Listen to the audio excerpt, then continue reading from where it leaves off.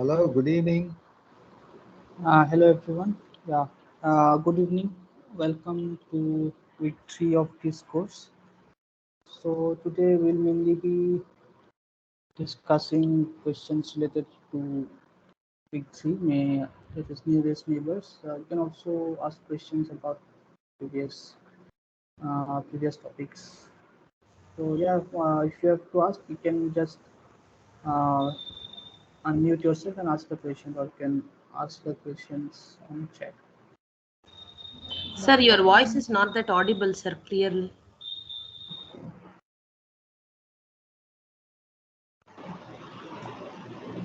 Is it audible now? Can you confirm, please? Yes, sir. Okay.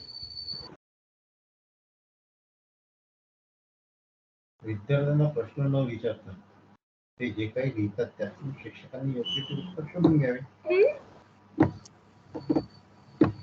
Sir, are we going to talk about this KNN today? Yeah, sure. So you attended, you must have gone through the videos. So you can ask any doubts that you have, uh, or I can admit any concept that you want. Okay, it is said, my name is Bhushan. It is said in this Yeah. video that when K is very small, Mhm. it is susceptible to noise. Mhm. And when the K is large, Mhm. it is not so susceptible to noise, but it encompasses, so it can classify data Mhm. from other classes also. I mean, it can incorporate data. Does that mean that if K is large, the error is generally large? So if so, suppose you are only looking at one nearest neighbor, right? So, but your data is noisy. Okay, let me join or using my. Give me a few minutes.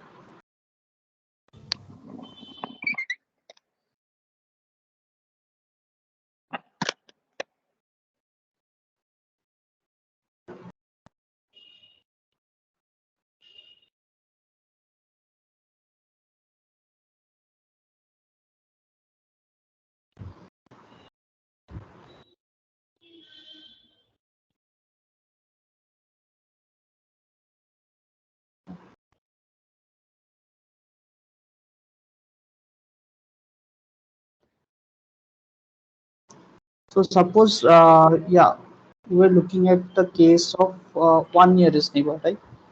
So in that Yeah. case, so we will be looking at the point which is closest to this. So suppose our test point is say X test, and we want a point which is minimum in some say minimum distance between X test and over all the points, right? So we want to look at this point. However, if the data is noisy, so by noise you mean that suppose these are our points,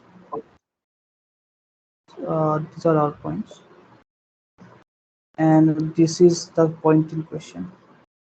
Due to noise, what happens? Some of these points, some of these points will their position will be a bit different. So suppose there was some noise due to which this point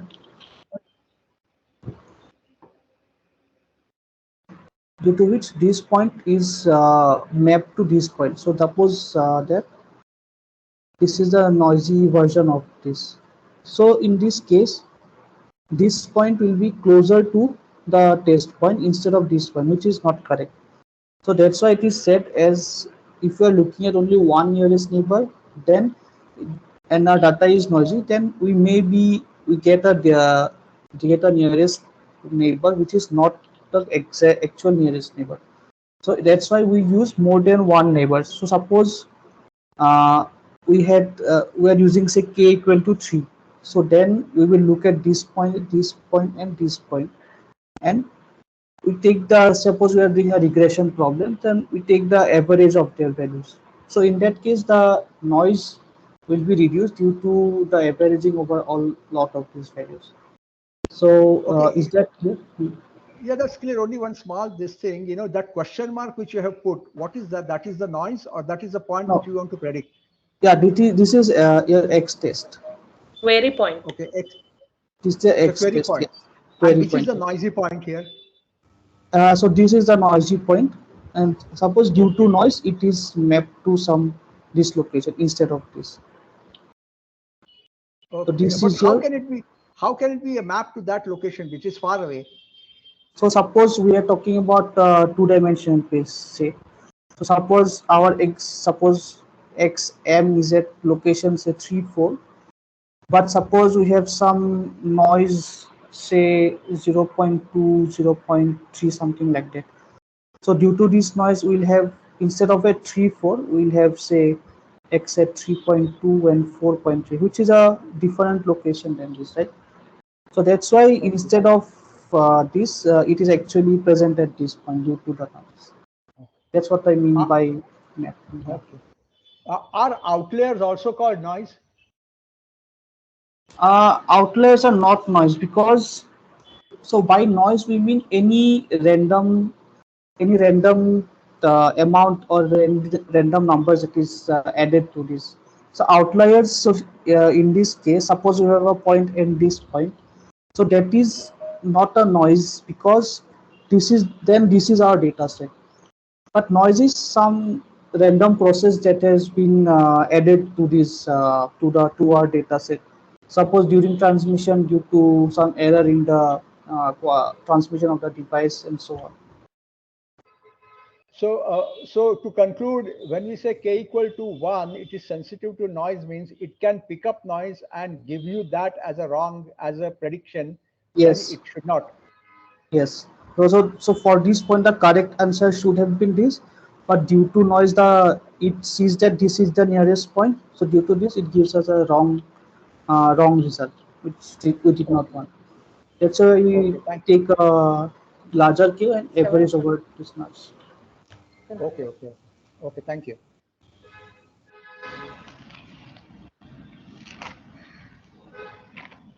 Uh, can I ask a quick question about on week 1 or week 2? Yes, yes, sure.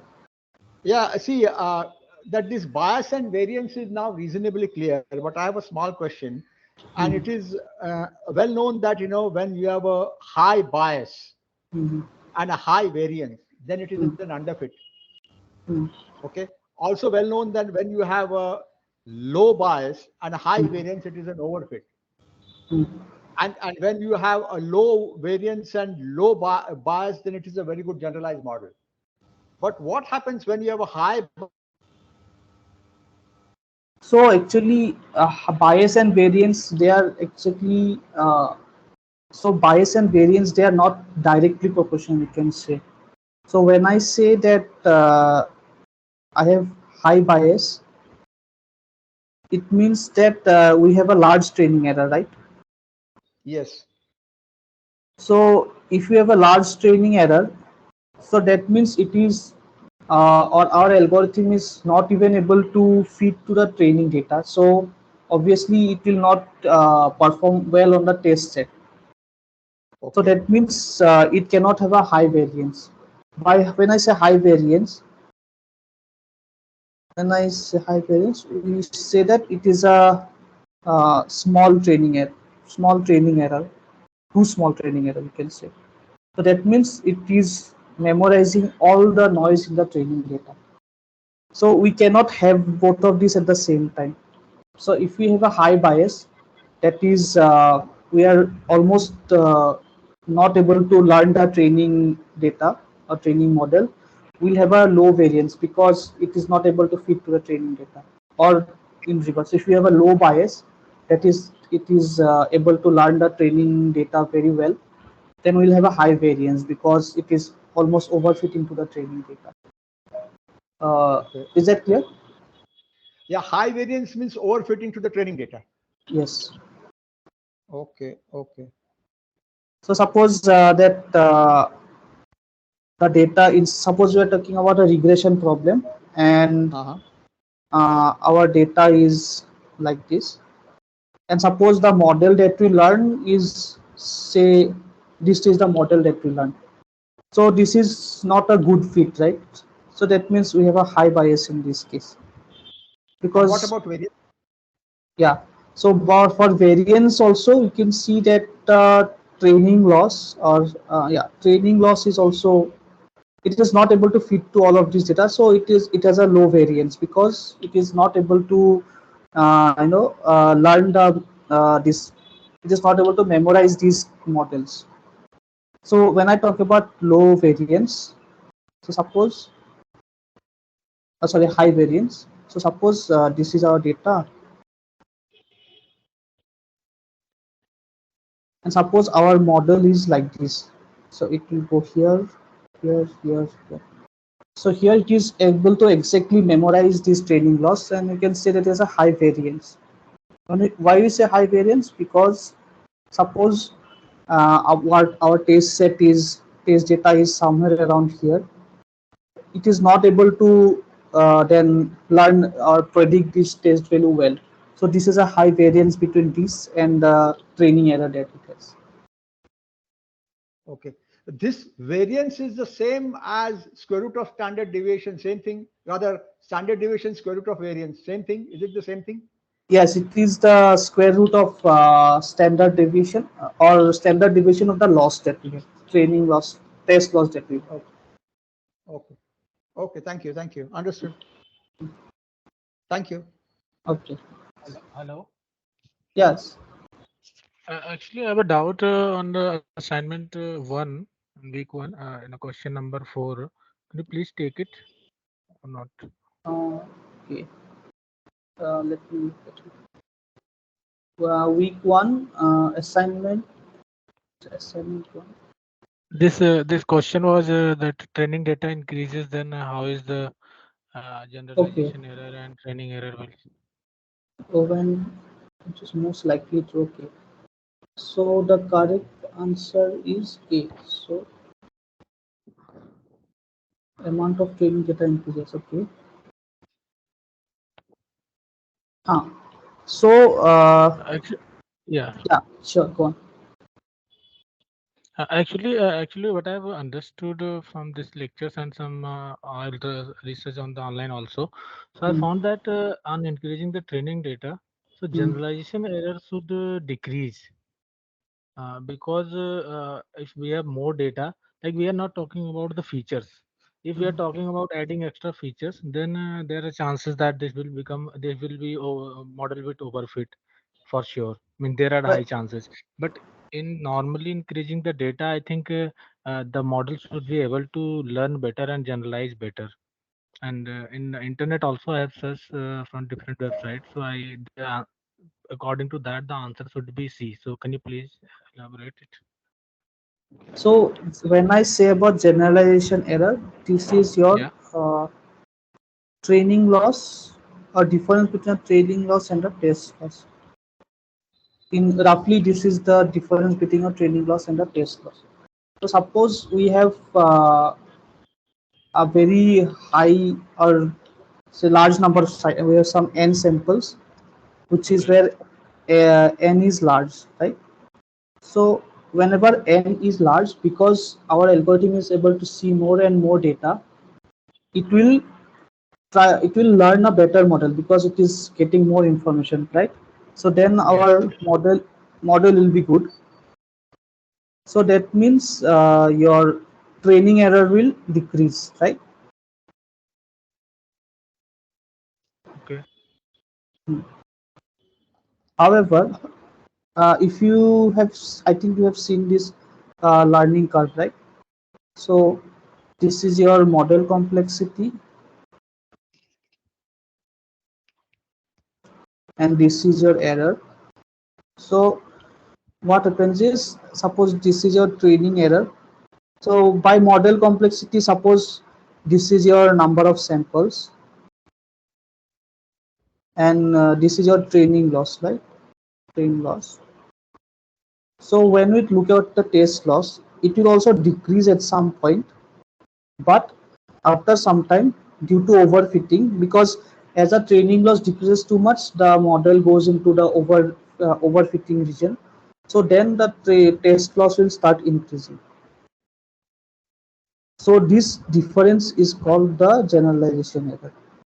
So this is your generalization error. So as the number of samples increase, your test loss will decrease.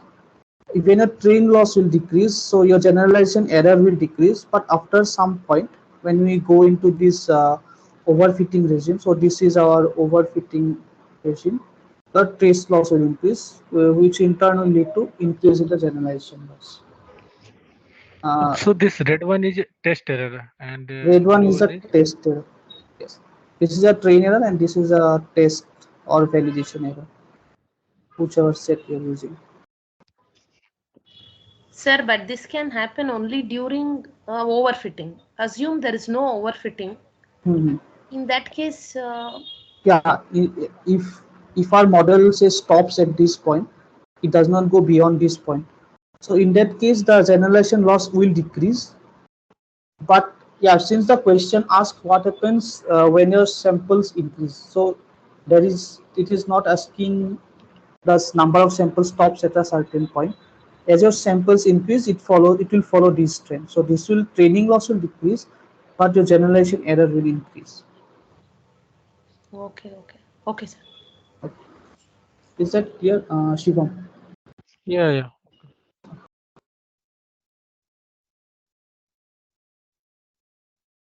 But that means Thank you. Thank you. we'll have to be see, because if you are given a training data set, Mhm. okay, and you try fitting the model, Mhm. uh, general attitude is to reduce the training error, and to do so we increase the number of samples or examples. So So, now, so where do you go on. stop? So and the whole idea is that if the training error is low, because we don't know what the generalization error is right now, it is only when you use it on test data. Mhm. So our aim will be to reduce the training error. So how do we control, how do you know what is the optimum training error so that even the generalization error decreases? Because our aim will be overall to reduce the generalization error. So you want to control the generalization error, right? Yeah. So for this reason, we have those validation sets. So here in this learning curves, this is the model complexity. This could be your number of samples, your number of iterations you're running an algorithm, and so on. So once we run the algorithm, so once we run this or train the data, we use a validation set to plot what is the you can say the validation loss for this. So at some point you will have this sort of region. So when we get the minimum of this validation error, we'll say that the models that were present at this point of time, that is taken as a model that can be used for testing. So that is done. So this can be hyperparameter tuning or at whatever step you want. So this is controlled by this validation step. Okay. Sir, So hi. where you have the least number of validation Error. uh, error, you can say that is where you should The stop. optimal, yes. And I use the model at that point to for testing. Okay. Okay. One quick question, which is slightly away from this. You use the word hyper. Yes.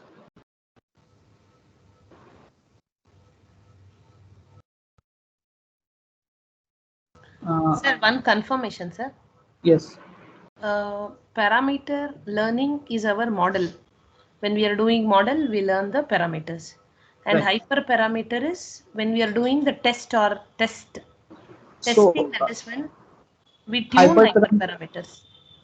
We tune our hyperparameters with the help of this validation set. So what I mean by hyperparameter, so in this week 3 course you must have seen, so ma'am showed a plot of this training loss and validation loss for different values of k, right, for different number of nearest neighbors.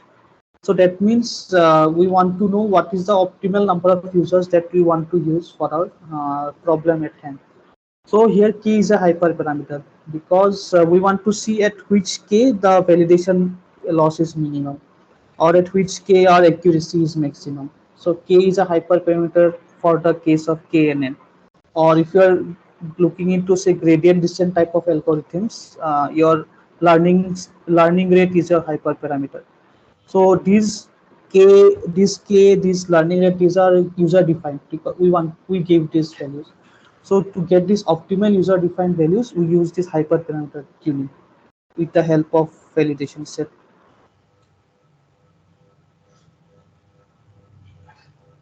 Okay, sir. But KNN, we call it as, it is a non-parametric model, right, sir? Yes. Okay, only for the decision of K, yeah, we have to So do this. Okay, understood, sir. so we call it non-parametric because by parameters we mean the weights that you are learning, right? Parameters refer to the weights. So like you saw in linear regression, we had this uh, beta naught plus Zero, beta beta 1. 1 transfer, yes, this sort of thing. So these betas are the weights or parameters that we are learning. But for KNN, we do not learn any such betas. We just store the data, and whenever we want to test, we check what is the distance to the test point. So that's why this is a non-parametric algorithm. Okay. Okay, sir. Sir, why do you assign weights to KNN? I mean, we can normally do without weights also, right, sir? Then why is that we assign weight? And Ah, again, mhm. So suppose, so you must have gone through this example of recommendation system, right? So in what do we do in recommendation systems?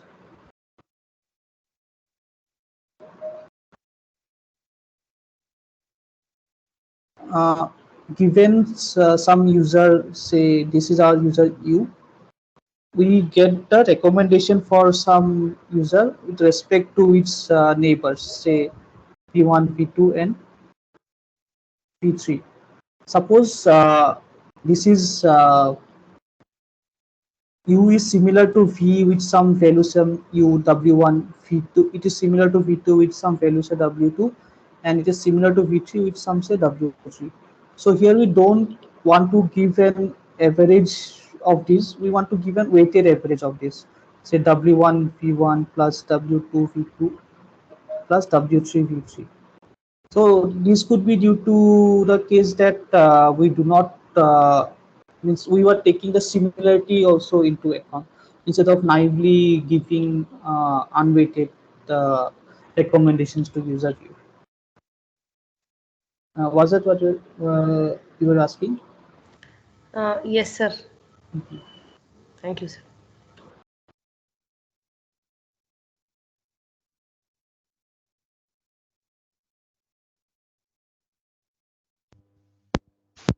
Hello, sir. Yeah. Hello. Yeah.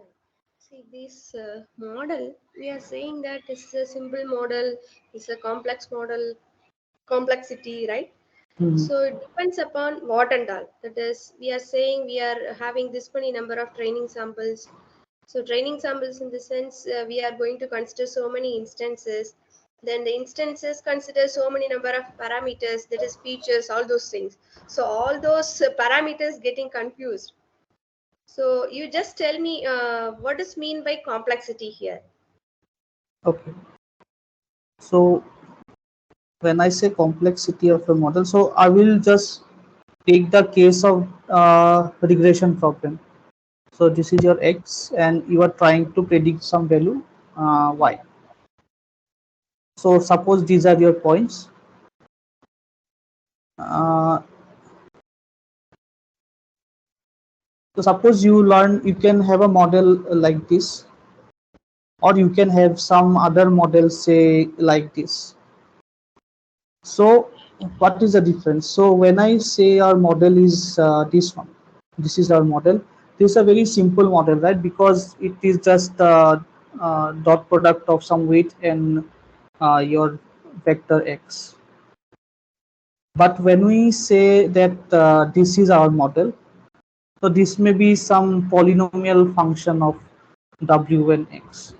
So this is a complex model because it has more number of parameters, because this does just as this w vector. This will have some this will have some say cube w cube factor, w square factor, and so on. So this is more complicated. You say that this is more complicated than this. This is the simple definition of when we talk about complexity. But if we go into mathematical definition, there are certain concepts. So I think it will be out of scope of this course. So that we use to define the complexity of this model. I think it will be covered in the 7th week or so. What do you mean by complexity of model? In simple terms, it is like how much your parameters are weighted, or what is the form of your parameters of your model. Is it clear? Yes, sir. So In simple degree of models. Sure. Go ahead. So yeah, in simple terms, your if you have some simple model, like suppose we have some decision tree model. So suppose these are our data sets, and your decision tree model is said as this is one class, this is another class, and this is one class. So this is a simple model, and we can interpret like this is class 1, this is class 2, this is class 3, and we can say why this point belongs to class 3, why this belongs to class 2. But instead of this, suppose we had some model say like this. So it becomes hard to interpret, like we want to why this, what we cannot clearly interpret why this belongs to class 3, why this belongs to class 2, and so on. So simple, we generally prefer simple models because it becomes more interpretable, and it also helps to generalize better. Because so if we look at this example, if given any point, it will try to minimize these loss. But in this point, if we have a some test point here, it will not be able to predict the point correctly. So simple models are always better. Whenever you try to build a model, always go for a simple model. Yes, you are asking something, question. What I was asking was the degree of the polynomial. Does it increase with complexity? Is it a measure of complexity? Yes, yes. You're more, as you increase your degree of polynomial, your complexity will increase. So your suppose your degree is say cubic, so you will have some model of this form. Suppose it is 4, so it will have this form, so and so on. So more the degree of your solution, more the complex is your model. Okay. And also more, it is more prone to overfitting, because this model will try to overfit to the training data. But simple models will not overfit, it will just try to reduce this, the loss. There will be less overfitting for simple models.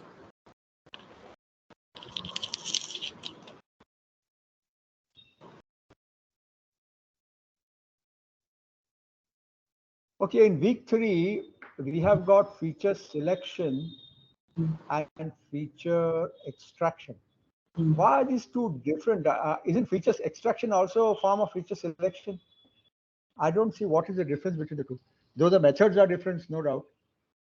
Yeah, methods are different, and also so those you can say conceptually they are the same. Like what is the best set of features that you want?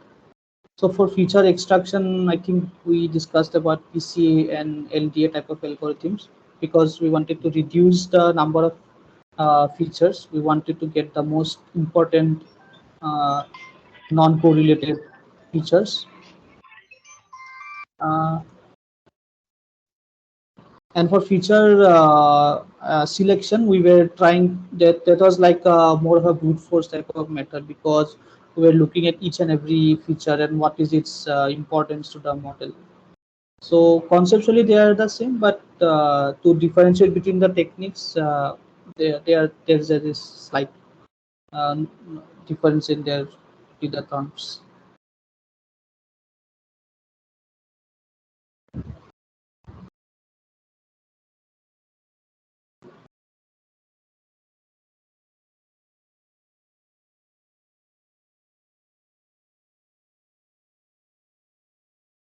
So, given a couple images, how can we visualize the value of k? What's given? Can you explain what do you mean by it? So, on week 3 assignment, we were given a couple images and we were asked to find the value of k or so. Mhm. So, how do we do that? Yes, sir, that is there actually. I mean, it is not clear. Mhm. And So I think ma'am showed an example in the lectures also how varying the k you can have different set of decision boundaries. So I think because it is an assignment question, I cannot directly So say. that is, if k value is higher, we have a smooth boundary, something like that. Based on that, we need to find it out Hmm. this is what whether Matt the is k told. is. Yes, yes. I cannot directly answer that question, but yeah, it's basically you have to see how if your data is noisy, how the decision boundary is fitting to the noise. So from that, you can get an estimate of whether your k is high or k is small based on that. So you don't need to have the exact value of k. You can just have so this is due to a high value of k. This decision boundary is due to a lower value of k. So based on that, I think you can have this ordering of different values of k. You don't need to calculate the exact k for that. Is that clear, Adil? Yes, yes, yes, clear.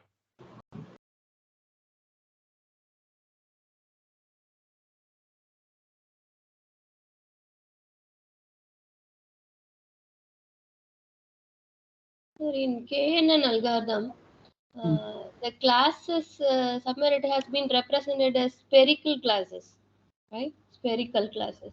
Why Mhm. is it so? Why particularly spherical classes? So I think, ma'am. Yeah, So, ma'am ma'am, indicated yeah, with that. she so did they don't mean about refer to spherical classes per se, but we refer to spherical data. So what I mean by spherical data, uh, suppose we are representing our data as vectors, and we want that all our data are of, so if this is some data point, say x, we want the norm of x to be some constant, say suppose we want to be 1. So in that case, any vector, the length of any of these vector is not never more than 1. So we can look at all of these vectors and they are of length 1, and we can say that they belong to a sphere because their length is bounded by this radius of the sphere. So that's what we mean by spherical data.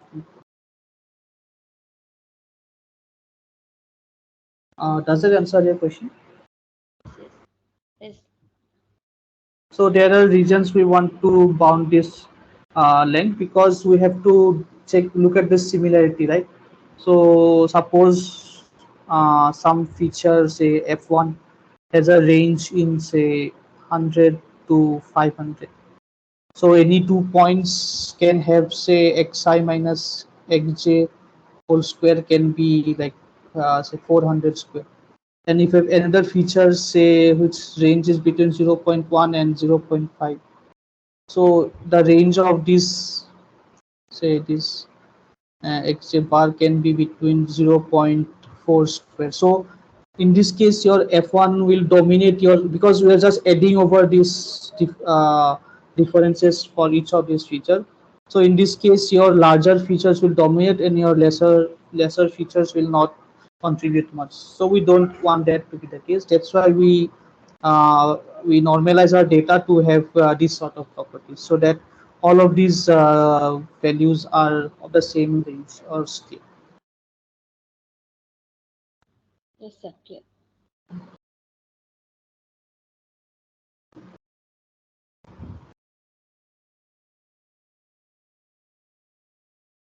Okay.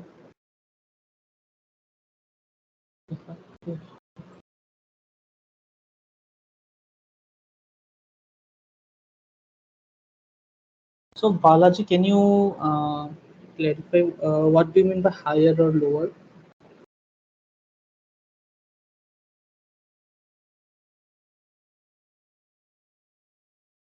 So you mean higher dimension and lower dimension? Do you mean higher and lower dimension by PCA? Hello, can you hear me? Yes, sure. Yes. So there is a question. Of course, you need not answer because this is this year's question. Suppose you wish to reduce the number of dimensions of a given data using PCA.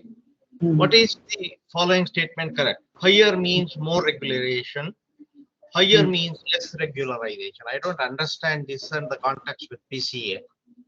So in that question, higher and lower, they refer to your dimension. So suppose, yeah, we have some 1000 dimensional data, and we want it to, suppose we have say 10,000. So suppose we have an image which is of 100 pixels by 100 pixels, and if we consider each of these pixels as a feature, so then we'll have 110 to the power 10 to the power 4 features for our image, right? Sure. So now instead of this 10,000, we want say some 500 dimensional representation of this image. We don't want to work with 10 to the power 4 features. We just want to work with say 500 dimensional features. Okay. So that means that's what we mean by we want some lower dimensional representation. And in some cases it may be required. So when you go to, I think, SPMs, we will go into these kernels. So by kernels we mean we go to a higher dimension that is required. So I think that will be covered in a later week. So that is what we mean by higher and lower dimension. Okay, thank you. Yeah, and by regularization we mean how much your algorithm is being controlled by some factors. Say you don't want your model to be this much large, you don't want your model to be very dense, and so regularization is some sort of control that you are giving. So we want our model to be like this. Like we talked about controlling the we talked about containing this hypothesis space. So regularization X to this thing.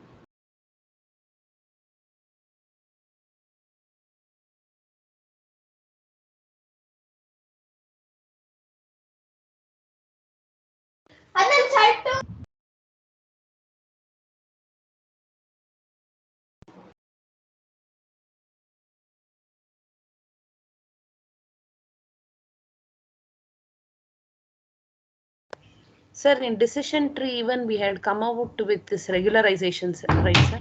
I mean that pruning the trees. Yes, that is a sort of regularization because we wanted to control how deep we wanted to go into the decision tree, how much splitting we wanted to do. So that is also a form of regularization. We just say that make our trees to be of this much height, this much depth. That is also a sort of regularization.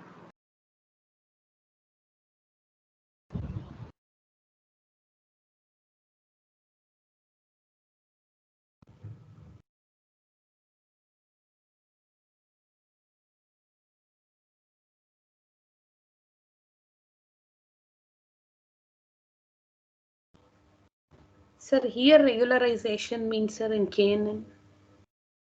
Oh, so KNN is a non-parametric non-parametric algorithm, right? We don't have any parameters, so we cannot say, because so that means we don't have anything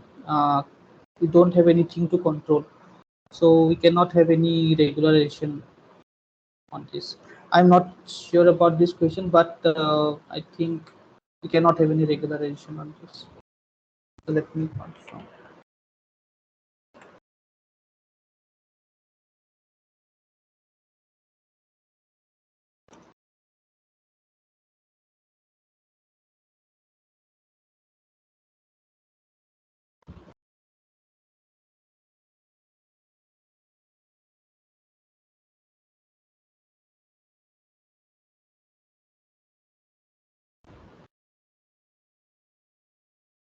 Yeah, there is in case of non-parametric models, we do not have this concept of regularization. Regularization is only for controlling the model that you're running, the parameters that you're running. Say we say that we want a number of parameters to be small, or we say that the weights that we are learning, the value of those weights should be small. So the regulation controls those parameters. So in non-parametric algorithms like KNN, we do not have parameters, hence we do not have any need for regularization in this case. Is that clear? Yes, sir. Thank you, sir.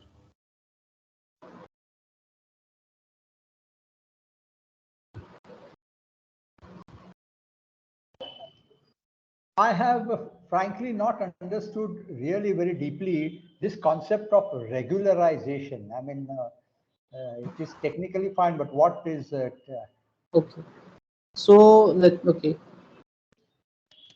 So this is actually a very huge technique used in machine learning, regularization. So whenever your model is not performing well, you just do regularization.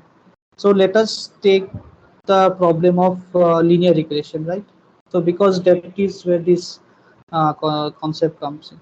So our problem is we have to minimize over some weights w our models that way. So suppose our model is of this form, say w or beta transpose x.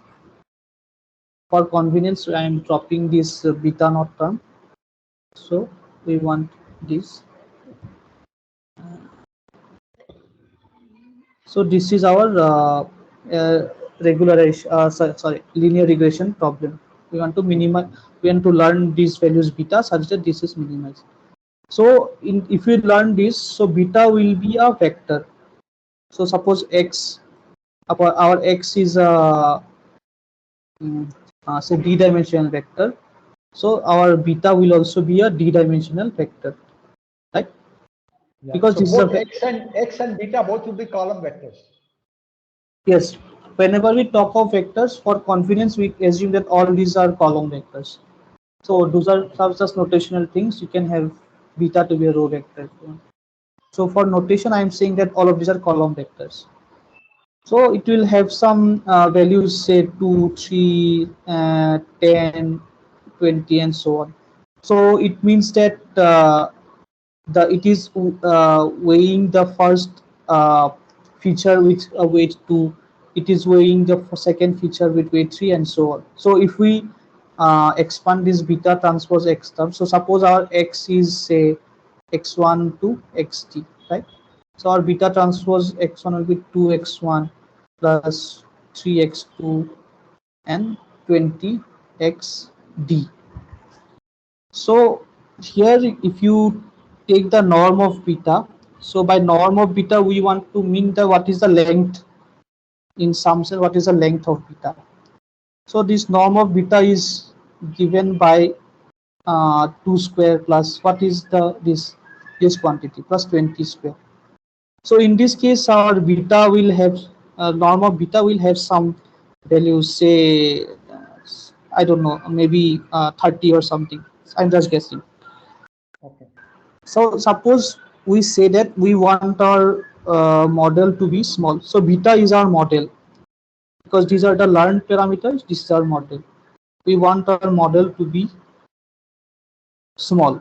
So by small, we mean that we want to ensure that the norm of beta is say less than equal to 1. We can have that. So what we do, instead of minimizing only this quantity, we also minimize this quantity, the norm of beta. So now instead of just a minute, you had I am not understanding this beta. What is that 2? That is the name of beta 2 equal to 30. That is the length. So what is the 2 stand for? So 2 you can so this is a mechanism. So this is said to be an L2 norm. So by L2 norm, so when I write, okay, so when I write it like this, so when I talk about, say, your right angle triangles, right? So suppose this is 3, this is 4, so this length is, say, 5, right? By Pythagoras theorem. Yeah, that I understood. Only I didn't understand that 2. So it is a norm. It's just a notation. This we said to be an L2 norm. This is just a term that we use. So if we go into depth, so it will be a bit complicated. We just say that this is an L2 norm. And so now we want to say that the 2 norm of this is small. So earlier we were minimizing only this part. Now we will be minimizing this part. So if we force this condition, of course it will minimize this part, but it will also take care that this part is also minimized. So we will get a slightly different solution where, because it has to minimize this term, it will get to a beta which is not like this. It will get we will get some different beta which will be like, say, 0.01, 0.03, and say 0.10, and so on. So these two betas are different. So this, because we gave this is a regularization, because we gave our algorithm some different constraint, it gave us a different answer. So because of this, we have our property that the norm of this beta is less than 1. So these sort of constraints that we give, these are said to be regularization. We can have different regularization. So I am saying this is a popular regularization that we use. We may want that number of we may want that the number of non-zeros is very small. So suppose we want a beta which is, say, 0, 0, 1, 0, 0, 0, 1, and so on. We want some very sparse beta. In that case, we will give a different sort of regularization here. So this regularization it controls the model that you are learning, and adding these sort of terms it helps to control the model. So that is just an overview of regularization. Is it clear, or do you need to explain something?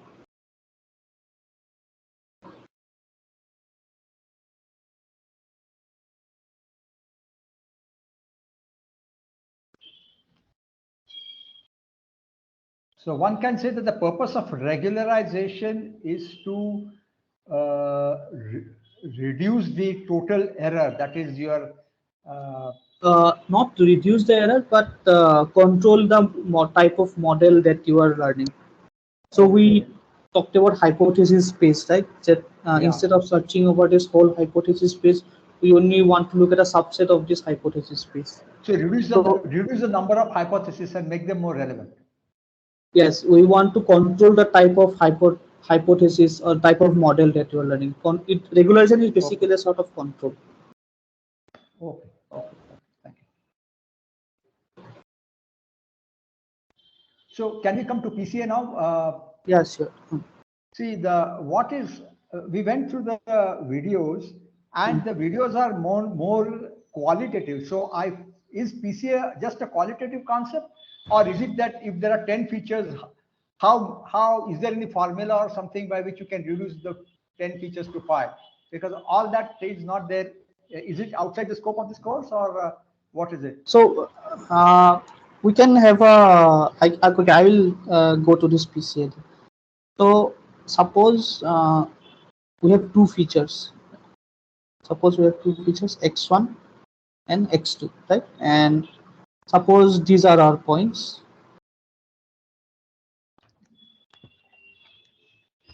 So the role of PCA is, instead of having these two features, suppose we want to look at the direction in which suppose we draw we have some direction like this.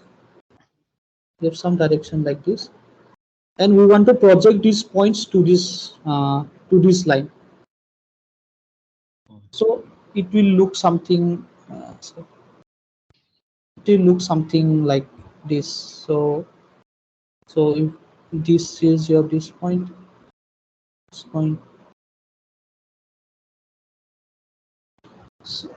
so now earlier, because we had two features and our point was in a different layout, now our points are we have mapped it to a one-dimensional point. So we came from 2 dimension to 1 dimension, and this process is called the principal component analysis. Why?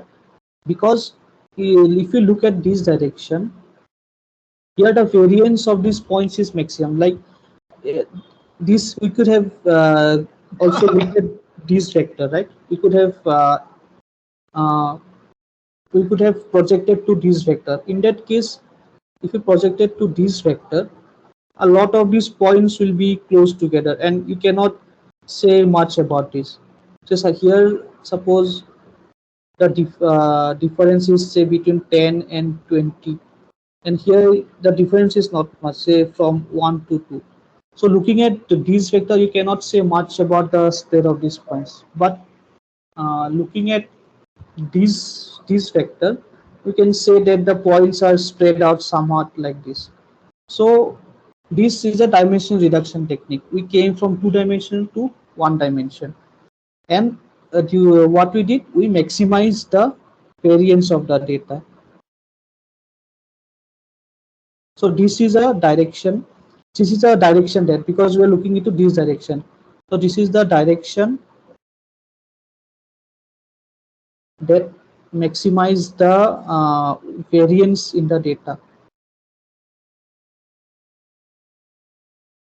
Is this clear right now, or should I explain some more? No, this is clear. But this is graphically clear. I mean, first question is, you will be only be given features x1 and x2 and the points. That means Yes. some coordinates, x1 is equal to something, x2 is equal to something. Yes. How are you going to draw which line? How are you going to choose the line to draw so Yes. that all this thing is parameterized? I mean, the features are reduced. Okay. Dimensions are reduced.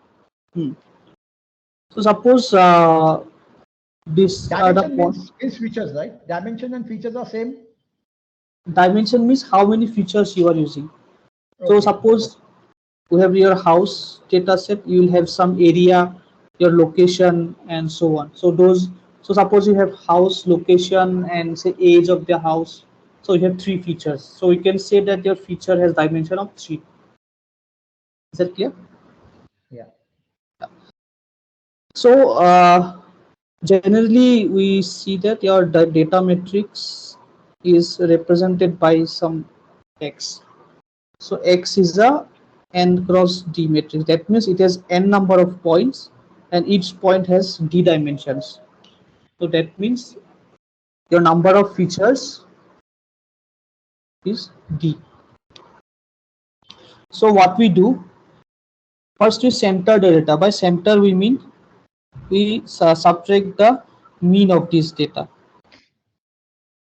So suppose, so this is a 2-dimensional example. So we'll have 2 mean, one mean in the x direction and one mean is in the y direction. Okay. So what we do is we do x minus mu x and mu y. So this is, suppose this is our we say that this is some x tilde vector, right? So given our x tilde vector, we compute the covariance matrix of x. So covariance matrix is nothing but x tilde transpose. So this will give us an n by n matrix. So I am just explaining these the algorithm or mathematically how you can derive the principal components, and we divide it by say number of points n. So this is your covariance matrix. So since so now our aim was to maximize the variance in the data. So if you recall, what is an eigenvalue? So I will come to this. Let us look at what are eigenvalues. So you must be familiar with eigenvalues, right? Or I can give a brief overview. Eigenvalues are, so suppose you have a lot of vectors, say x. You have some vectors, say x, and you multiply it some with some matrix A. So you have some x and you apply some matrix A with it. So it does not change the direction of the x. It is just a scaling of the x. So if this was x, after applying ax, suppose this is your ax. Generally, what happens whenever you have a vector x or vector say y, you apply do some ay, the direction of the matrix, direction of the vector changes. But eigenvalues are those vectors for which the direction does not change. So now coming back to this maximizing the variance in the data. So that means we want to find the eigenvalue of this covariance matrix which maximize or the maximum covariance of this covariance matrix. So we want to find the maximum eigenvalue of covariance of x. So this is given by a formula maximize W transpose covariance of x W. So if we solve this maximization this problem, we get the maximum eigenvalue of this covariance matrix, and this maximum eigenvalue is said to be the first principal component. So first principal component of x. So this maximum eigenvalue will give us this vector that we wanted. Is that clear? This is a bit mathematical, but algorithmically these are the type of steps that we go through to get an exact mathematical formulation of this. Do you need some clarification? Clear. Only probably I think this is it appears this is outside the scope of this course. Yeah, this is a bit theoretical, but overall we want to have the maximum eigenvalue of this covariance matrix in simple terms. Okay.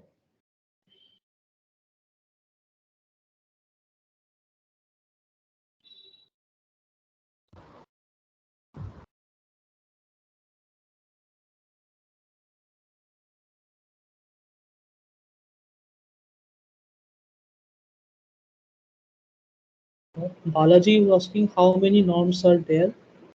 L1, L2. Okay. So in general, Balaji, when we are talking about linear regression,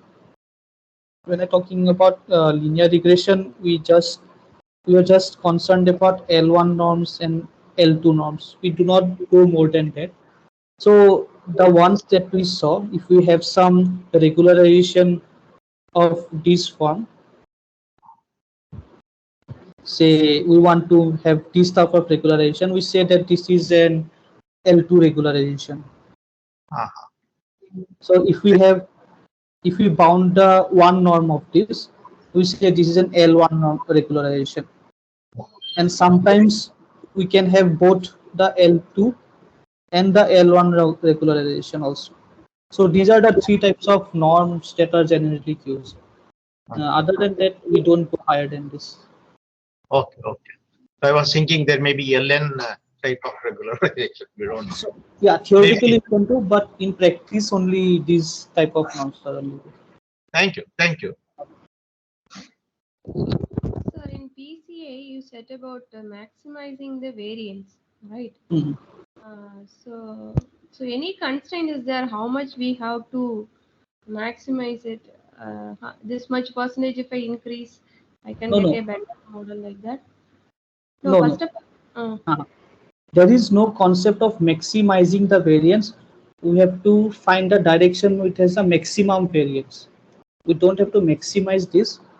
So this will give us a direction which has the maximum variance, highest ever variance. So like in this data set, this direction has a lot of variance, right? Like from 10 to 20, and this direction has very small variance, say between 1 and 2. So it will try to find a direction which is in this direction, because it has the maximum variance in this direction. We don't maximize by certain amount, but we find the maximum, the direction where the variance is the maximum. So only finding the direction, that is the purpose. Right? Yeah, direction. When I say about direction, we say that we are finding a vector and or eigenvector that we are finding.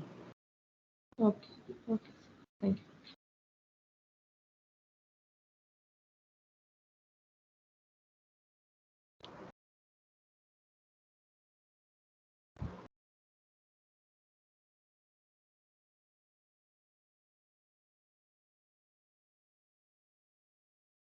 So Balaji is asking, can we have a polynomial line, not a straight line comprising of max variance? So we cannot, because whenever we talk of directions, we cannot have this as a direction. We can just say this is a direction, this is a direction, this is a direction.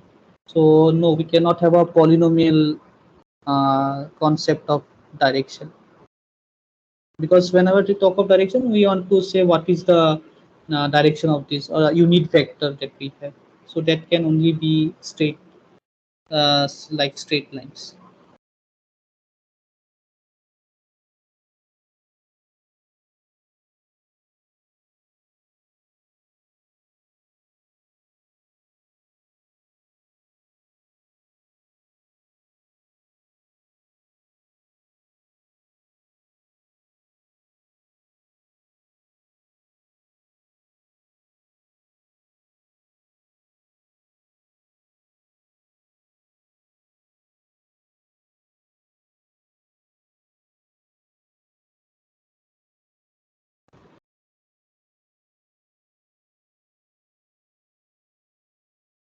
So is there anyone who is working in an industry and you must have used any of these algorithms?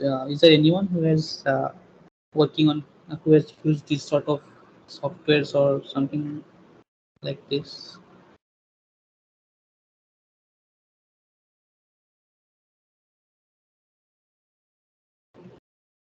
I used to work, but now I'm now too old to work, so I'm retired. Uh-huh. So regression is a very common technique. Very common general regression model, and using SAS, SAS, and SPSS. In fact, all these concepts of machine learning, which were 30 years ago, were called decision sciences. Today they are called data sciences. Yes, yes. It's more or less, but now they have become more prominent because higher computing and people are learning the importance of it. But there is a lot of scope. I was working in an organization called Hindalco. Hindalco, yes.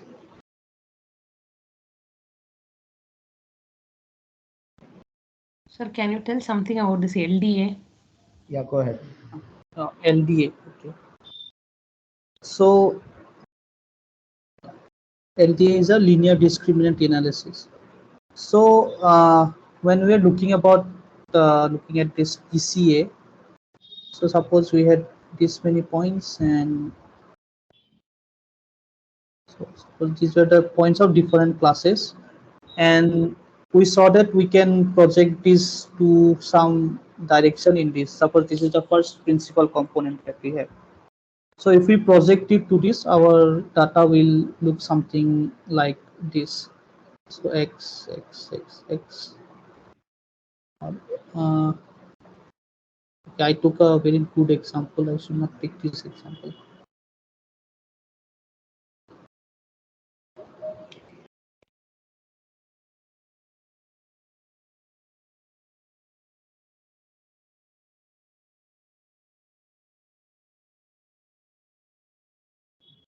Suppose we have something like this, and I say that suppose this is my principal component, first principal component, and we are projecting our points to this principal component.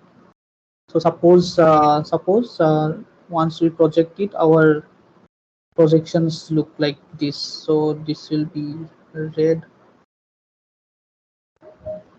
and this will be your blues, something like this. So even though we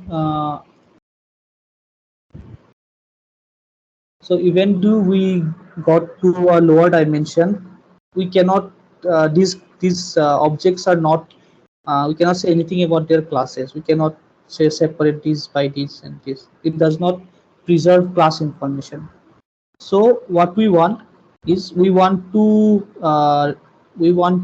project to some lower dimension such that our class information is also preserved.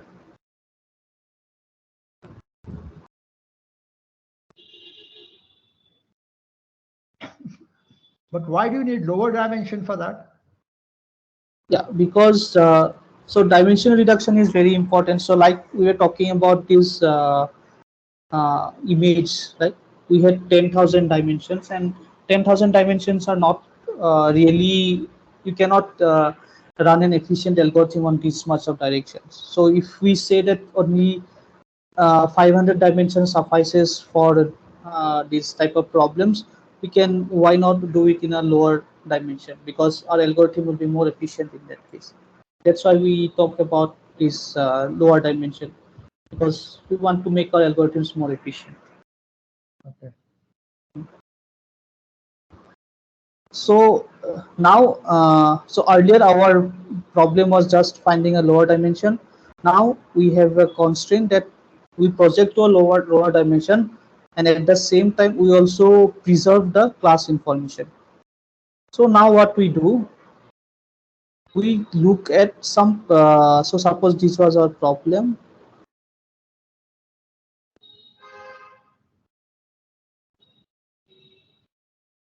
This was our problem, and we want some new direction.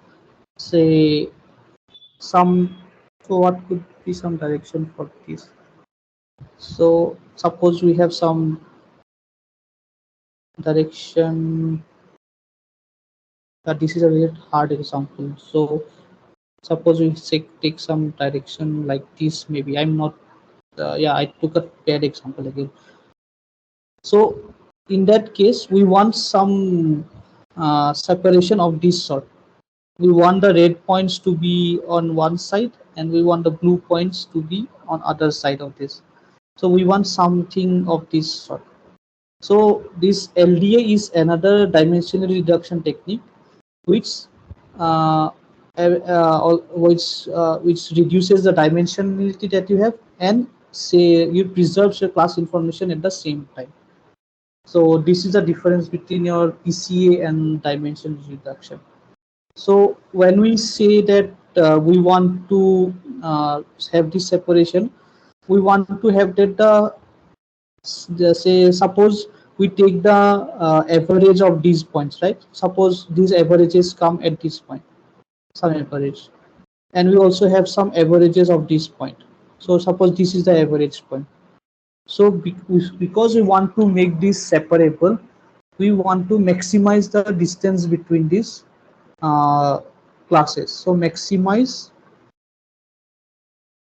interclass distance, interclass distance or something. Also at the same time, we want these to be closed clusters. So we want to minimize intra-class. Maximize inter. Oh, sorry. Or yeah, maximize the Yes, sir. interclass. Yes, sir. Yeah, minimize this intra-class distance. So The same we'll have cluster concept, right, sir? yeah, same cluster. We want same points to be close together. We want dissimilar points to be far apart. So then we get, I think, way to formulate this using the means and standard deviation. So once we solve that maximization or that optimization problem, we'll get to these clusters. So that is the concept of the LDA, linear discriminant analysis. Okay, sir. Thank you, sir. In LDA or PCA, what I'm fundamentally not able to understand is, look in this example, you have 4 red points and you have 4 blue points, be it LDA or be it or PCA. You are projecting them on particular straight line. So how are you reducing the dimensions? The number of points are remaining the same, isn't it? So what is that I'm reducing? Oh, by saying reducing the dimension, I am so earlier. So that suppose this was the XY plane, and we have 2 features, right? But now when I reduce this, we have some only one feature, say some X tilde. So from 2 features, we are coming to a point where we have only one feature. So by dimension reduction, we say that we are reducing the dimension of these features, not the number of points, but the length of each point. So don't we run the risk of removing an important feature this way? Yeah, there is a risk, because that's why we talk about this reconstruction loss. So what do we mean by reconstruction loss? Suppose we have some data point X, which was say d-dimensional, and we reduce it to some data point, say X tilde, which is say d1 dimensional, where this is less than this, right? So then if we look at the difference between X and X tilde, it will not be 0. Ideally, we want them to be 0. We don't want any loss of information when coming from higher to lower dimension, but we don't have that. So that's why we talk about this reconstruction loss. So what is the loss incurred due to this reduction in dimension? So we say that we have a good dimension reduction technique if this loss is low. So of course, you're right. Once we do a dimension reduction, there is a loss of information due to which we incur this reconstruction loss. The X tilde is the new dimension, you said, right? X tilde is the projection in the lower dimension, yes. And X is the raw. X is what? The point in the original dimension, say 2-dimensional. Suppose this is the 2-dimensional. Suppose it is in XY plane, and this is we are projecting to the say principal component, first 1-dimensional point. X tilde is what you are projecting. Yes, X tilde is the point on this line. And X is the origin. X is the original, yes. Now just let us assume that X1 and X2 are coordinate axes for the sake of simplicity. Okay, and you have say one point as 1, 2, and the other point as say 2, 1, say for the sake of simplicity. So what is and you project it, so you get X as say you project it say 2 for the sake of simplicity on the X axis itself. So we get all Y coordinate 0.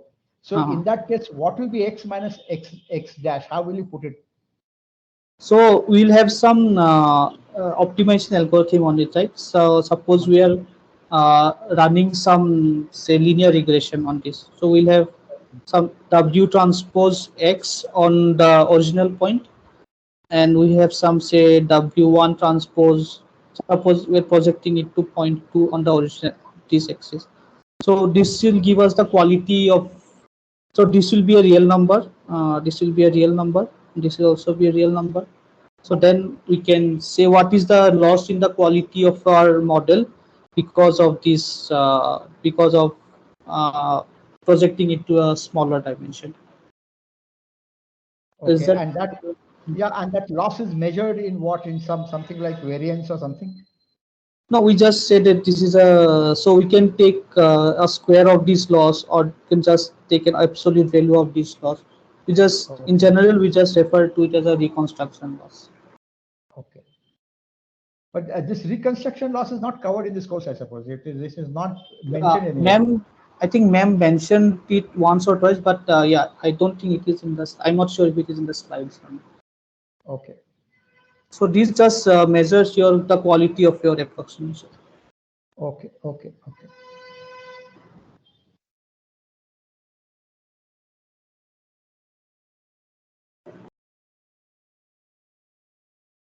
So Balaji is asking, is it possible to get the original dimension from the PCA data points?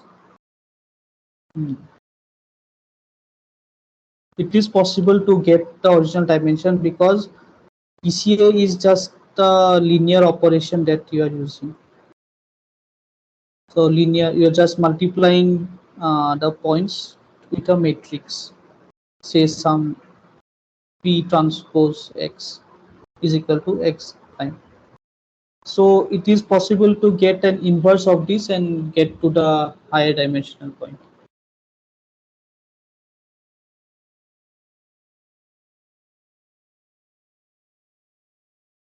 Is that clear? Sir, can you tell the reason to find the eigenvector in PCA? Okay, once.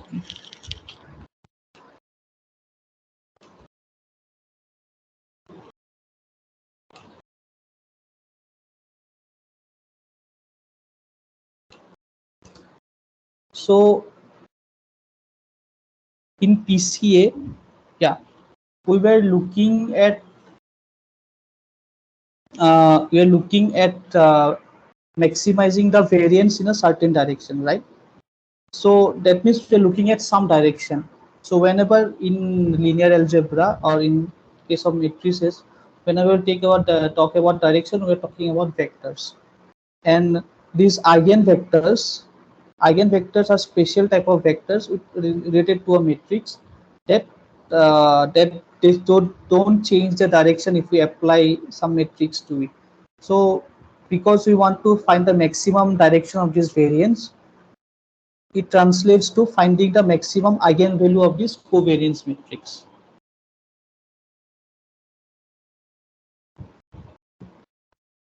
Is that clear? Okay, sir, based on, we are going to find the maximum direction of the covariance of the given matrix, sir. Yes, direction of maximum covariance. And whenever we talk about direction, represent some real-time example to do the PCA process? yes, we can do that. So we need some points. Say our X is, say, I'm not sure if this is a good matrix, because suppose you have two features, 1, 2, 3, 4. This is your 2 by 2 matrix. So suppose what is the mean of this? So this will be mean of the so suppose this is n and this is t. So 2 plus 1, 3 by 2 is 1.5, and mean of this is 7, so this is 3.5. So now we will subtract the mean from this. So when you subtract the mean, we have 1 minus 1.5 is minus 0.5, and this is 0.5, this is minus 0.5, and this is 0.5. So this is, now we calculate the covariance matrix. Covariance matrix is this multiplication.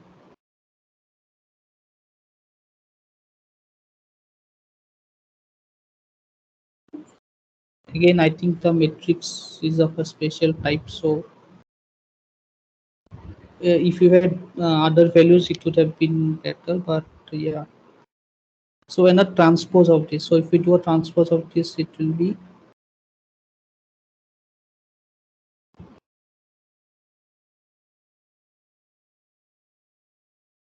so once you do this matrix vector multiplication, we say that this is the covariance matrix of X.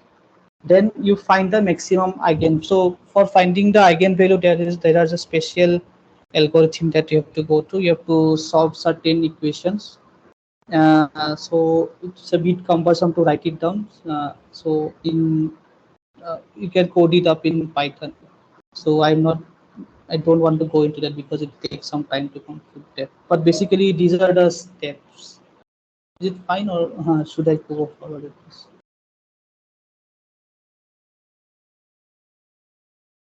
So after finding the covariance, you are finding the maximum No. directions of the. For calculating this covariance, this is the covariance matrix. This is the term used for this sort of matrices, where we subtract the mean of this and we compute this x. So suppose this is say x hat. So this x times x hat times x hat transpose. So if we do this calculation, we get this covariance matrix, and we calculate the eigenvalues of this covariance matrix. So the maximum eigenvalue or is the principal component that we use for this dimensional reduction. That So will the be the first maximum principle. value of the eigenvalue will be the first PCA. First principal component, yes, right. Okay, sir. If it is n eigenvalues, so we'll have n different principal components. So based on the order of the eigenvalue, we'll have the second principal component. The third eigenvalue will give the third principal component, and so on. So the if we, as you said, if we have n values, we'll have n PCA on it. So based on that, finally, how will we conclude this process? So it is up to you. Like suppose you want, suppose you have some 1000-dimensional data, and you want to reduce it to say 100-dimensional data. Right? So that means you will compute the first 100 PCA of the covariance matrix and project your points to this 100 principal components. You just need to compute the top 100 eigenvalues of them.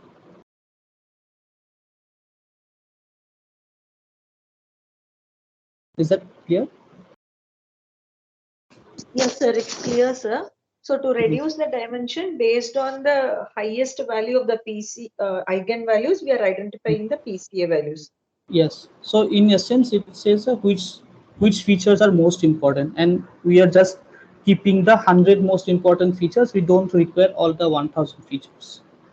So in The general, dimension, what you say, which is all nothing but the features of the data. Is it so, sir? yes, these are not the exact features, but certain hidden features, you can say, because uh, if your data is like this, so one direction is like this, one direction is like this. If it is 3-dimensional, we can have some other direction. So we want to only preserve only some directions of the data. We don't want to preserve all the directions. So it is analogous to features, but not the exact features that you are using.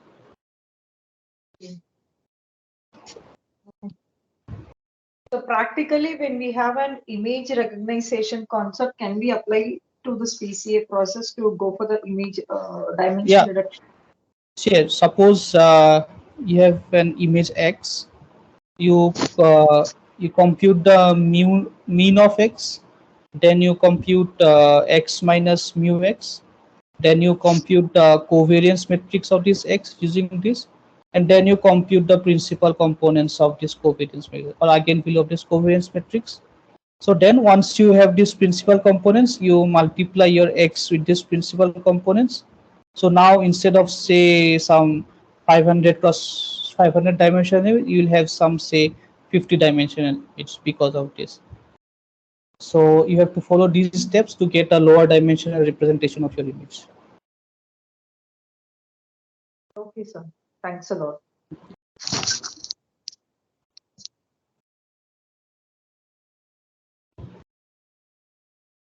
Okay. So when shall we go for LDA? Yeah. So here, like we discussed, for PCA we just reduce the dimension of the data or the number of features of the data. If we also want to preserve the class information, like in this example, we saw that even if we reduce the dimension, the class information is not preserved. So with LDA, we reduce the dimension as well as preserve the class information. So then we need to go for LDA. Adil, is the PCA concept clear, or do you want me to repeat again? Sir, once PCA you explained, sir. I mean, whatever just now you said, that after finding the covariance and then the eigenvalues, I mean, you Okay. said finally that reduction process. Okay. Can you just Okay. repeat that, sir? So suppose I will take this example. Suppose you have some n cross 500 dimensional matrix. So that means your dimension is 500. That is your number of features is 500. So each of these, so this is one example, this is second example, and each of these is of length 500, right? Now, so it is clear how to compute this covariance matrix, right? Yes, sir.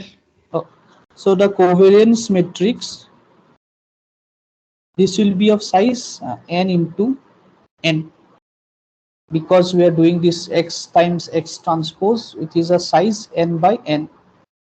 Now suppose we compute some top k eigenvalues, highest k eigenvalues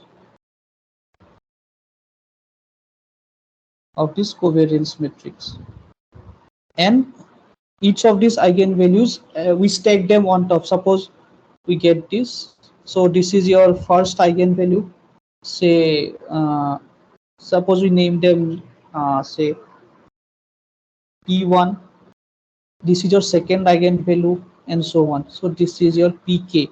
Suppose these are your top k eigenvalues. So now this will be a matrix of size n by k, because each of these eigenvalues is of size n, and we have k of those, right? So earlier we had this x matrix which was of size n by 500. Now we have this say p matrix which is of size n by k. If we multiply x into p, we will get some matrix which is of size n by k. So if suppose k is 100, we will get some matrix n times 100. So now earlier your data was 500 dimensional, now your data becomes 100 dimensional data. So each of these point was 500 dimensional.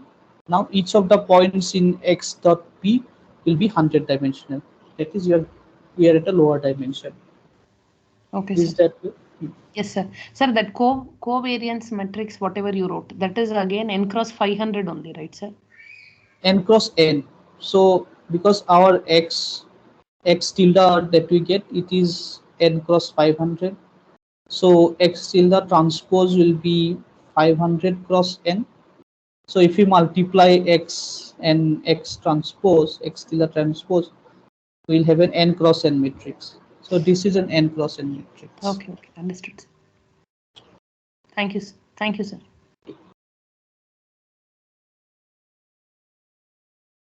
So Adil, you wanted me to explain the PCA graph in this. Okay, I will draw it again.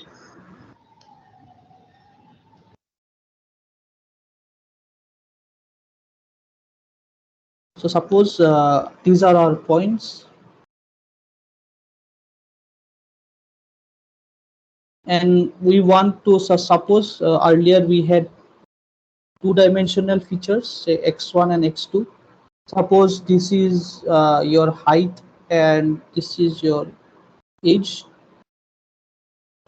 and we want to have only a one-dimensional representation of this data that we have. So we could either project this data in this direction, say say this example will be mapped to this one, this will be mapped to this one, this will be mapped to this one, and this will be mapped to this one, and so on. We can also have a second direction, say this one. So in this here, this will be mapped to this one, this will be mapped to this one, this one. So in both of these directions, so suppose this is your this direction, I say this is P1, and suppose this direction is say P2. In both of these direction, which direction do you think represents the maximum variance in the data? Is that clear what I am asking? P1, sir. Yes. Adil, is that clear? Yeah, right. So we want, so P1 is the direction which represents the maximum variance in the data. So this, we said that this is the first principal component. So when we are doing this algorithm of computing the covariance matrix and going to the eigenvalues, we say that we are maximizing the direction of variance. So that's what we get the first principal component. So once this is known, suppose you want to project it to a two-dimensional space. Next we go to that direction that represents the second highest variation in the features. Then we'll go to P2. And if more directions are required, we'll go to say P3, P4 in that way. So P1 will have the direction of highest variance, P2 will have the direction of second highest, P3 will have the direction of third highest, and so on. And everything should be orthogonal, right, sir? Orthogonal. Yes, everything should be orthogonal. Why we want it to be orthogonal? Because we want uncorrelated features. Because why we want uncorrelated features? So suppose talking about the house data set. Suppose one feature is your length, one feature is your breadth of the house, and one feature is your area. So given this length and breadth, we can have the area, right? So it does not make any sense to have the length as well as breadth and as well as the area. So this area is a redundant feature. We don't want that. We want only the features which are not correlated. So length and breadth are uncorrelated. So that's why we want this. If we talk in terms of linear algebra, uncorrelation means the vectors are not correlated, means they are orthogonal to each other, perpendicular to each other. That's why we want these principal components to be perpendicular to each other. Is that clear? Yes, sir. Yes, clear. Well, in this example which you have given, we have said that there is more variance on P1, but Yes. variance is mu minus x, right? A whole square. That is variance, right? It is a square. Yes. So in this case, how can you say that it is P1? There'll be more variance. I mean. Okay. So suppose in this direction your your data ranges from say 100 to 200, and in this direction your data ranges from say 5 to 10. So this will, your mu will be something like 150. So your variance will be like 50 square or something. So here your variance will be, I don't know, 7.5. The variance in this direction will be less. Okay, you mean to say the projection on P1, the variance of projection on P1 will be high? Yes. Right. Okay, yeah, yes. I was making a mistake. I was thinking, your distance between P1 and the points, that variance. Oh, that is no. Yeah. Okay.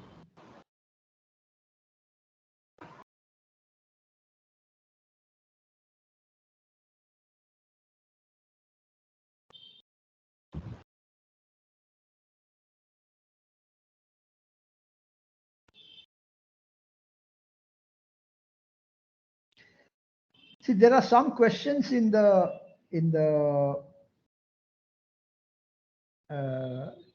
assignment whose answers or reference we cannot find anywhere in the videos. So is there any other material which we need to go through? Like, for example, if we look at say, I would say, where is that question which talks about what should be the dimensions for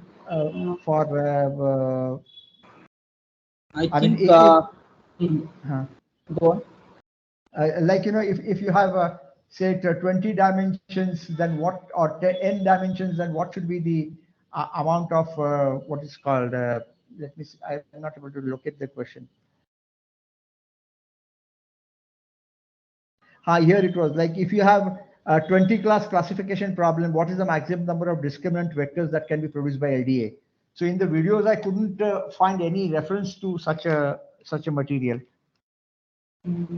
So you were referring to question number, which question number? 14. Okay. Okay. So yeah, for LDA, like we discussed, right? We want to, yeah, we want to. So this was a two-class classification problem, and if we projected this, we could have these clusters of which preserve the class information. So if we have some say three-class classification, so suppose we have something like some other points are there. So how many discriminant vectors, how many such projections do we need that you can have three class? So can we do it in one direction itself, or do we need two, or do we need three? That is the question that he is asking. We want to preserve this class information as well. So number of discriminant vectors means what is the dimension that you want to go to that preserves this.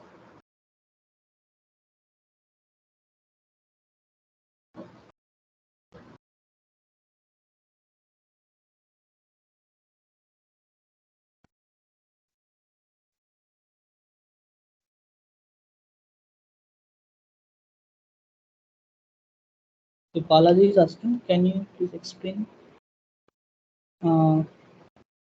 first PCA direction, second PCA perpendicular to first, third direction, so on, perpendicular to fourth.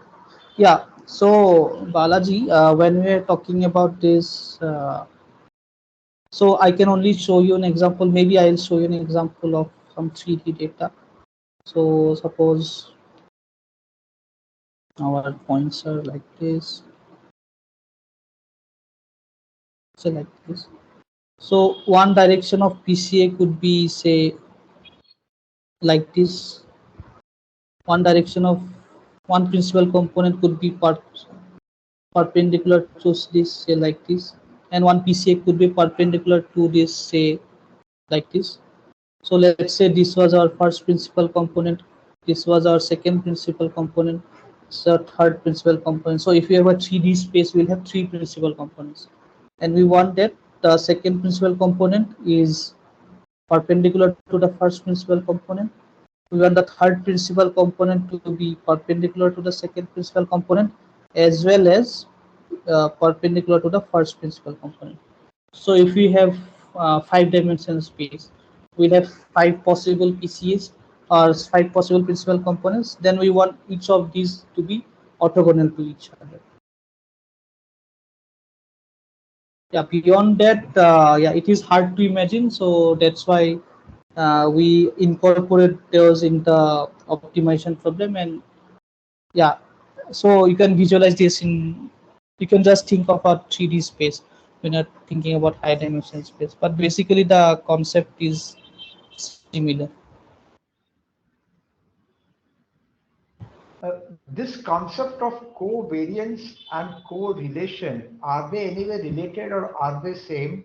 Because if Yeah, those are the correlation is zero, hmm, correlation is zero means there is a scatter all over. Correlation is one means it is sitting on on the same model. Maybe it's a yes. linear model all on the same track. Hmm. But in covariance also, if covariance is one, that means the data is extremely orderly, and zero means it is totally disorderly. Unrelated, So are they yes. same? Are they same? Correlation, correlation. So I think the relation, I am not sure about this. Relation is I think 1 minus correlation or something like that. I have Okay. you have to verify. I think the Okay, but covariance correlation are related like this. And in the covariance matrix, so these diagonal elements, so if this is 1, this is 1, this 2, this is 2, this gives the variance of the points, and this gives the covariance of these points. So this is a symmetric matrix, that means this element is equal to this element and so on. okay.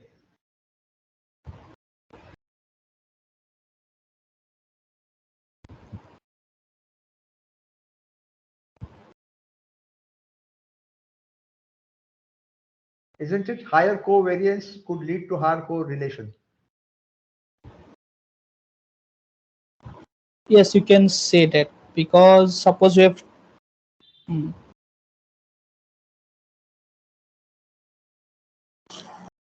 You can say that, I think, because if changing one element leads to a high change in that, so we can say that they are also highly correlated.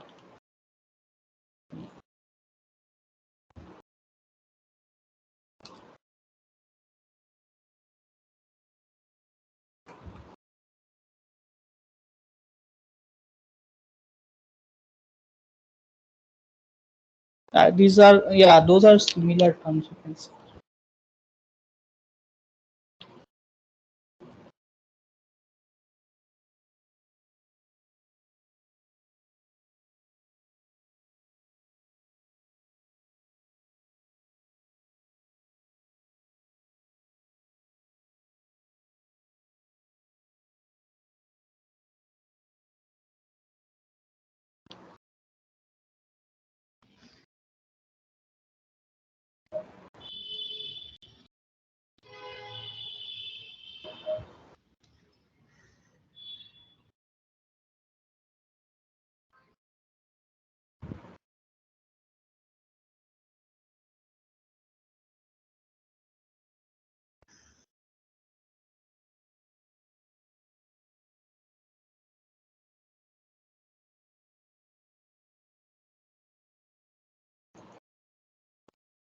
Adele is asking to explain a discriminant vectors of LDA.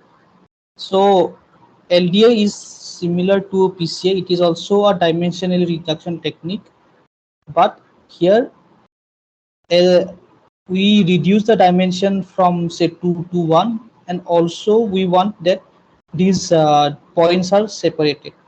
So in PCA, like we saw, these examples. Yeah. So we are doing a PCA here.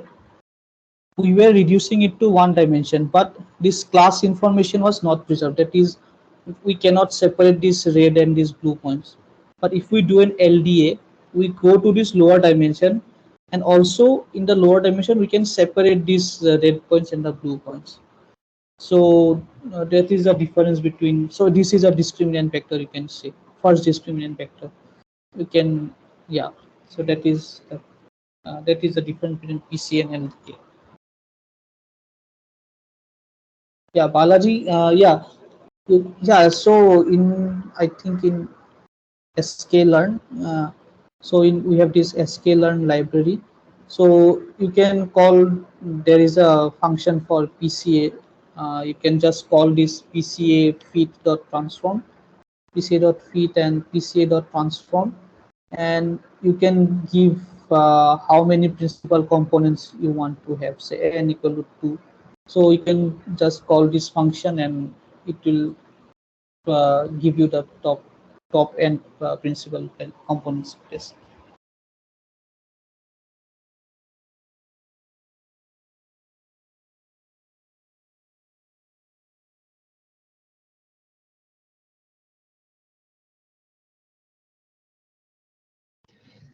Last time you had answered this question, but last week, but I'm forgetting and I didn't get it very clearly.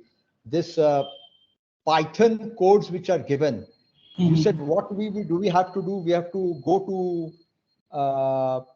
that In the Google. Yeah, so there is, if you go to your Google Drive, Okay. and you save a file with this type of extension, IPynb extension. Which extension? So if you have these notebooks with this extension, IPynb, this sort of extension is there. So if you right click on this, you will get a link saying go to collaboratory. Go to collaboratory. So if you click on that, you will go to this Google Colab. I will show you. Let me share this. Okay, it'll be nice if you could show us so that.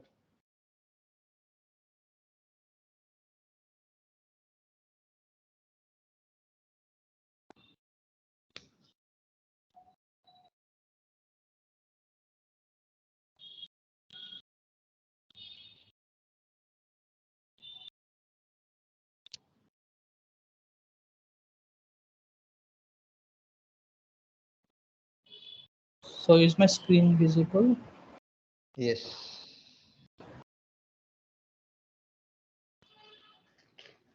Stop. Sorry.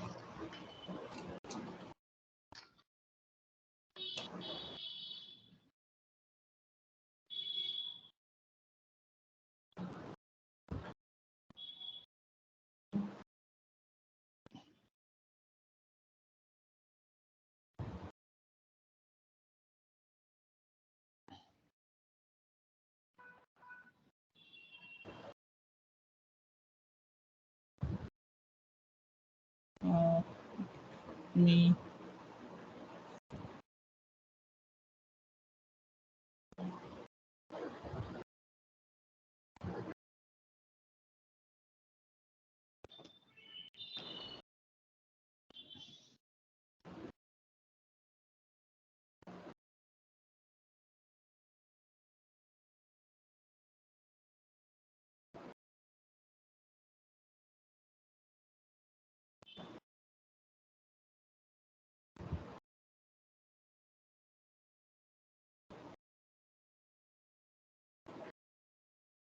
So is this visible? So so you will have some file with this type of extension. So is this visible? The I.ipynb. You'll have a file with IPyNB. Okay. IPynb. So if you right click on this and you have open with, go to Google Collaboratory. Okay. So then you can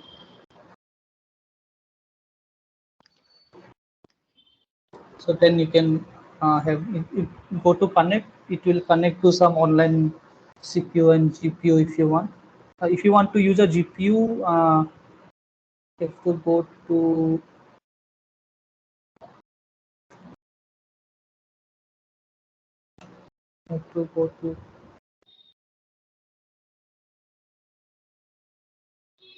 so GPU is not connected right now.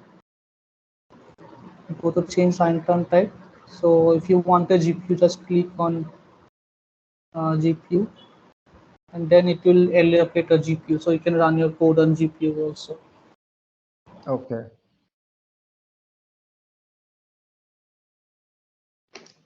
So, but you don't get much time for GPU. You have to continuously run your code. Otherwise it becomes disconnected. So, but if you use CPU, you can run your code for a long time. I think Okay. 9 or 12 hours. So first thing you'll have to do is you have to go to that Python exercise, open that, Yes. and then you have what you call just a minute. Just a minute. Let me. It is quite slow. Then you have, I've opened say week 2. Then you have that. See, please view IPython notebook on GIT Hub here. Yes. So click on that here. Then you can you'll go to this link. Then it takes you to gets you to github.com. Yes. And then you go to this, and then you can download your file from here. So if you see this symbol, so this will be downloaded to your local machine. From that you have to upload it to Google Drive, and then you can go to Colab from there. Okay, and Google file means you have to have your own Google Drive account. Yes, if you have a Gmail account, you have a Google Drive account. You have a Google Drive account, but in the Google Drive account, where do I go into Google Drive account? Because in Google Drive account we have My Drive, computers, etc., etc. You go to My Drive, and then once you go to My Drive, then you can go to New and upload your file. Okay. New file upload, then you upload your IPynb file, and once it's uploaded, you can just go to open with an Google Collaboratory. Okay. So you're saying that this file, which you are once I go to that GIT Hub here, I get some. I go to GIT Hub, then I have to download the what do I download? So suppose for lecture 2 they have this IPynb file. So you look at the extension here. So this extension is there, IPynb. So suppose you go to lecture, say lecture 1. So they have this IPyNB file. Click on that. Okay, So lecture 1. Let me see. Okay. Lecture 1. you get this .IPyNB extension file. Yeah, .IPyNB extension checkpoints I'm getting, and I'm getting ML underscore Anirban underscore Yes. tutorial 1 .IPyNB. Yeah. Then Same you. thing. That I Then have to you, download yes, you have to download this one. and upload it on Google Drive. Yes. And then run it by using that collab and then use the respective CPUs. Yes. Yes. Okay, thank you very much. बहुत अच्छा, ठीक है. Sir, selecting this K is very challenging, right, sir? I mean, what values? Yes. Yeah. So that is a form of hyperparameter tuning, you can say. It's more of an art than science, it feels like. Yeah, you can say that, because it needs with experience in the data. With experience, you can say that you can have this much of K. But yeah, that is more of an art, as you say. But is this algorithm really used nowadays? Because it looks like very computationally intensive. Yeah, that is true. So there are so nowadays most of these, say, Netflix and Amazon, their recommendation are much more complicated than this. They are based on neural networks. So these are some earlier algorithms. Some concepts of or some steps will use this type of algorithms, but yeah, mostly they use neural network type of algorithms. But these are still relevant. There are ways of making it efficient. Like LinkedIn and all, they still use this nearest neighbor type of algorithms. Even Facebook? Yeah, even Facebook, for recommending friends, for recommending new connections, they use this nearest neighbor type of algorithms. Okay. मतलब उसका it is yet in use. उसका कुछ फायदा है. Something is going on. It is not an outdated algorithm. Yeah, so you don't have this naive algorithm. There are ways to make it very efficient, and use this efficient versions of these algorithms. Okay. ठीक है. Yes, Balaji, you can also do it in your local machine if you have Python installed. But one advantage of Colab is that all of the files, all of the packages are already installed. You don't have to install them one by one. So that's why Colab is useful. Or else, if you can do it, yeah, it crashes in local also if you don't have enough RAM. Yeah, Colab is useful for that. You can get a GPU access also, even if your machine does not have a GPU. Okay, thank you for Thank you very much, and happy Independence Day to all of you. Yeah, happy Independence Day to all of you. So we'll meet next week. Thank you. Yes, Har Ghar Tiranga. Okay.